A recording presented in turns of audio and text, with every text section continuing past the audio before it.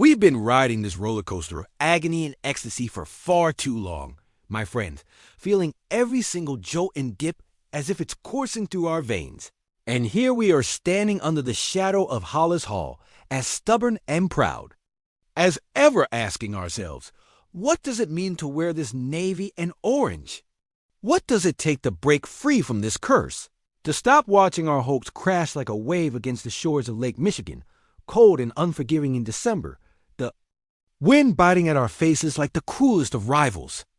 Year after year, we hold our breaths, only to exhale in disgust when the clock strikes 0 and we see our Bears crumble like old newspapers in the fourth quarter yet again. And I swear it feels like those moments of sheer disappointment have etched deeper scars onto our hearts than any loss before the kind that mock us at our jobs, in our homes, around the barbecue pits, because we've tasted glory with the ghosts of 85 whispering promises, but now we can hardly muster a glimmer of hope when we see the team struggling to find its identity, fighting to recapture that spark that made us roar like soldiers in Soldier Field every Sunday. It's almost as if we're trapped in a cycle, like when Hester took that kickoff return all the way to the end zone, only to have our dreams dashed in the playoffs, leaving us to wonder how we continue to invest our heart and soul into a franchise that has faced more heartache than any fan base deserves. And with each passing season, those moments fade like distant echoes, replaced with nausea as we witness misplaced trust and locker room tensions surfacing like shifting tides. And can you remember the last time we had a quarterback who could actually deliver, someone to breathe life into our nightmarish fantasy? Because every pass feels crucial, like the weight of our family legacies. Our fathers and grandfathers' unwavering loyalty, begging for redemption from the football gods, saying we are capable of more than just enduring this pain. So why is it always the same story? Season after season, losing ground to those cheeseheads up north who delight while we languish? They don't know the blood, sweat, and tears it takes to endure this disappointment. And every single time we face the Packers or the Vikings or even the Lions, it feels like we're stepping onto a battlefield where our pride is on the line, where every yard gain feels like a triumph snatched from the jaws of defeat. But here we are. How many more collapses can we endure? Every drive, every play, every missed tackle. Do they not see the pride etched into the grass-stained theology of our history? Who will be the one to rise to the occasion, to rewrite this narrative drenched in darkness and despair? Can you imagine, just for a second, us rising from these ashes like a phoenix, screaming through the autumn chill, conquering our foes, rekindling the memories of our legendary bear-fighting ancestors? We're screaming for urgency. We need that fire, that reckless abandonment inherent in every Chicagoan's heart, right there in every single play. Lauded names like Ehrlicher, who represented grit brazen enough to dominate, and we are clinging to that nostalgia while the present crumbles beneath our feet. What about the next era? Are we destined to repeat history, or can we carve out a new legacy? Because let me tell you, the day we see that Lombardi trophy hoisted above the heads of our players, it'll come with the sweet taste of redemption, not just for ourselves, but every tear shed on those worn-down seats in the stadium that have witnessed so much joy and sorrow.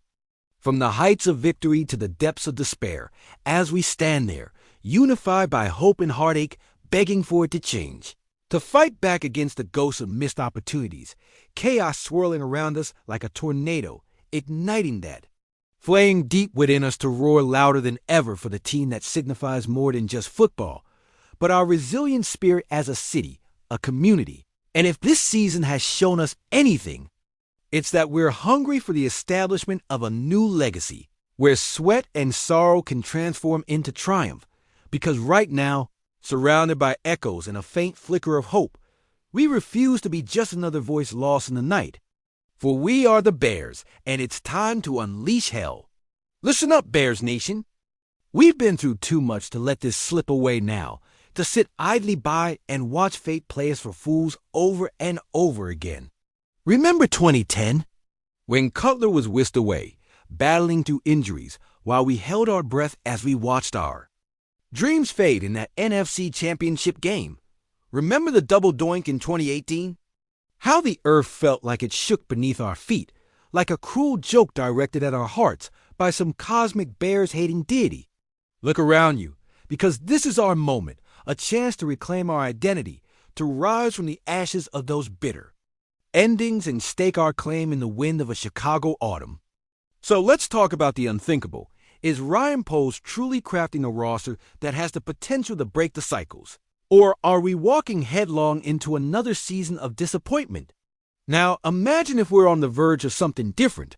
Something that echoes with the weight of our history, yet dares to rewrite it. What does that mean for our locker room? What does it mean for Justin Fields, who stands at the precipice of superstardom, just as a young Hester electrified the field? Or a determined Ehrlicher and ferocious Singletary once anchored our defense?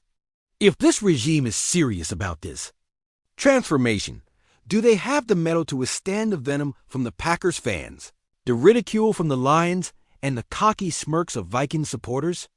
The question isn't just about one player's performance. It's about how they rally around each other, how they tolerate the pressure and rise above the weight of our past scars. You tell me, if Fields starts showing that extra grit, or if he connects on those deep bombs we've been yearning for since Cutler left us on that fateful Sunday, how do the rest of the team react?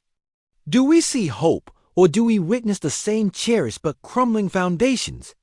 The ghosts of '85 linger every time the Bears hit the field. But right now, it feels like we're teetering on the edge of haunting familiarity when with each snap of the ball, the echoes of Super Bowls we never reach come roaring back with a vengeance, leaving us to grapple with our own audacity to dream big once again. The last thing we want is for these guys to slip from glory into what we know all too well, a cycle of mediocrity padded with excuses. You could feel the doubt creeping in like the cold, biting lake wind off Soldier Field in December, chilling you to the bone, wrapping around your heart. What happens if we lose the first few, just like in seasons past? Does the coaching staff cower?